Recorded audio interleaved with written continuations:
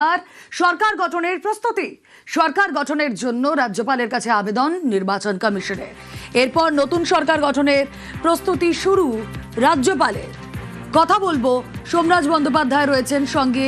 সরকার গঠনের জন্য রাজ্যপালের কাছে ইতিমধ্যেই তো আবেদন করেছে নির্বাচন কমিশন, প্রস্তুতি কি শুরু হলো?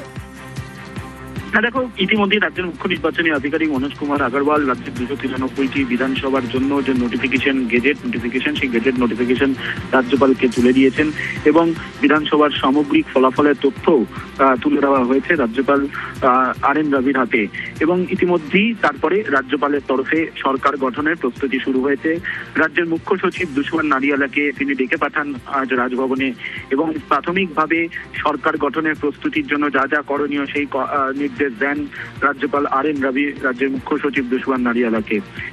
মূলত আজ বিকেল বা সন্ধ্যের পরই রাজভবনের লোকভবনের তরফে গোটা বিষয়টি স্পষ্ট করে জানিয়ে দেওয়া হবে বলেই লোকভবন সূত্রে খবর। কিন্তু প্রাথমিকভাবে রাজ্যের মুখ্য সচিব দুশমান নারিয়ালকে জানিয়ে দেওয়া হয়েছে যাবতীয়ভাবে প্রস্তুতি শুরু করতে।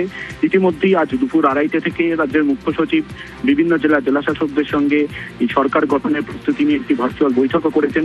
অন্যদিকে তুমি জানো যে এই সরকার গঠনের প্রস্তুতি নিয়ে কোথা থেকে, অর্থাৎ কোথায় বসবেন মুখ্যমন্ত্রী, কোথায় বসবেন অন্যান্য মন্ত্রিসভার সদস্যরা, তা নিয়ে পূর্ত দপ্তরের আধিকারিকদের সঙ্গে ইতিমধ্যেই আলোচনা করেছেন রাজ্যের মুখ্য সচিব। এবং প্রাথমিকভাবে দুটি জায়গা, মহাকারণ এবং বিধানসভার অ্যানেক্সার বিল্ডিং, এই দুটি জায়গা থেকে পরিচালনার প্রস্তুতি নেওয়া হচ্ছে বলেই সূত্র মারফত জানা যাচ্ছে। ফলত প্রাথমিকভাবে এই দুটি বিষয় নিয়েই আলোচনা হয়েছে বলেই সূত্র মারফত জানা যাচ্ছে। ওকে, তো ইলেকশনে আজকে ইলেকশন কমিশন ইন্ডিয়া থেকে নোটিফিকেশন হয়ে গেছে অফ দ্য উইনিং ক্যান্ডিডেট যেটা আছে ফর 293 সিটস, পাল্টা জানা হয়নি। ওটা নোটিফিকেশন আমরা দিতে গেছিলাম অনারেবল রাজ্যপালকে। অনারেবল লোক ভবন সঙ্গে কথা করবেন, এটা আমার কোনো ইতিহাস নেই। স্ট্যাটিউটরি কাজ আছে। Election commission after election notify করে কি এমএলএ হয়েছে, এখানে অ্যাসেম্বলি ইলেকশন ছিল, ওরা একটা লিস্ট করে গেজেট নোটিফিকেশন করে দিয়েছে এ আমার এমএলএ হয়েছে অমুক সিট থেকে।